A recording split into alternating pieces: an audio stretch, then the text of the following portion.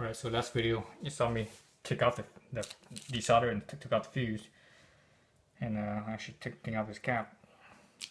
So anyways, I'm gonna find a new one right here and solder it on. So location is F101, which is right there. Here's a new fuse. This is a 200 volt, excuse me, 250 volt fuse at 10 amps. So basically just push this in. It's gonna be a pretty tight fit. Take it easy, don't break this glass, and don't hurt yourself. This thing is a little bit, this end cap is a little bit distorted. It's a little bit kind of ovalized, just a tiny bit. Ovalized there. Just because like taking it up on and off a couple of times. Oh, let me put this side on. Hopefully this side just slide right in.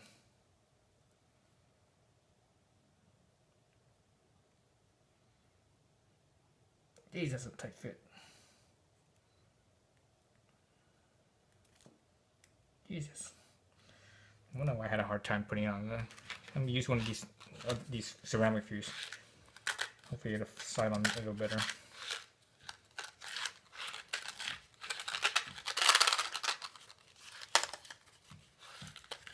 Okay.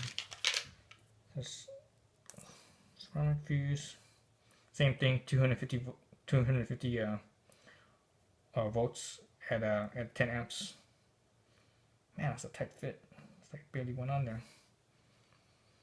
So watch out for these pins here. They get all distorted. Take it easy on them. Don't damage them.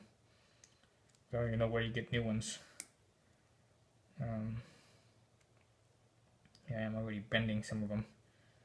So don't make it worse than it already is. Okay. So one, make sure you line them up. Both these pins are lined up properly, as close as you can. So going on the ceramic piece is actually a lot easier than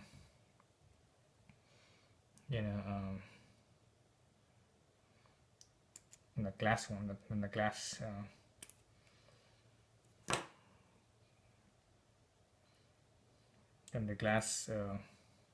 and the one that came out of the packet. And since they're both the same amps and same voltage and amps, I'm just gonna use one over. I'm gonna just use the ceramic one instead, just because it was easier to put on. Okay, so when you're doing this, watch out for the pin. If you bent them and stuff, you could re-bend them, but just take it easy and make sure that they actually slide into the where they go, slide into the hole there. So okay, so mine slid right in, so that's good there. Let's go to the back side.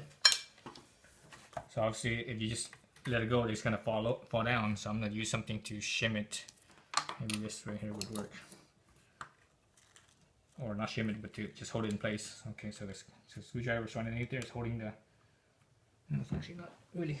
It's barely touching, but it's close enough in place, I think. So straighten it out so that the pins are straight up and down or perpendicular out of the hole. So I'm good there. I have my soldering wire here.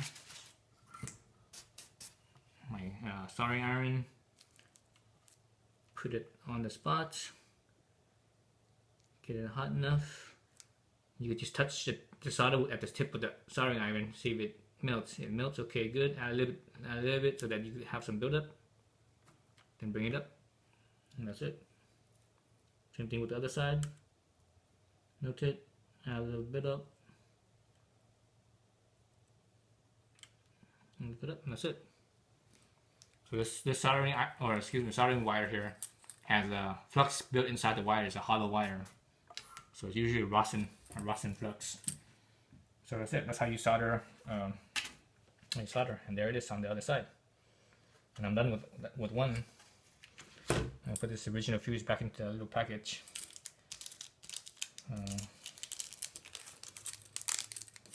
Just because you use that one. to put that aside, and I could basically start finding the rest of the parts to unsolder. So sometimes when you have a really big piece, like for example, on some of these, I actually have to unsolder like multiple pieces, and since all these things are actually attached to this whole bar, I might have to unsolder the whole entire bar. So basically, if you look on the back side and you see where the pin is for along that bar, you might possible that you might have to unsolder every single one of them. Not necessarily so, but you might have to. So anyways, and if you have to solder like a whole section, once you remove it, suck out as much of the solder as you can. You know, do that trick that I had where I put the solder iron on the spot and I just push down on it, and that will, if you do that to each pin, that will the whole piece will drop eventually. All right, so thanks for watching.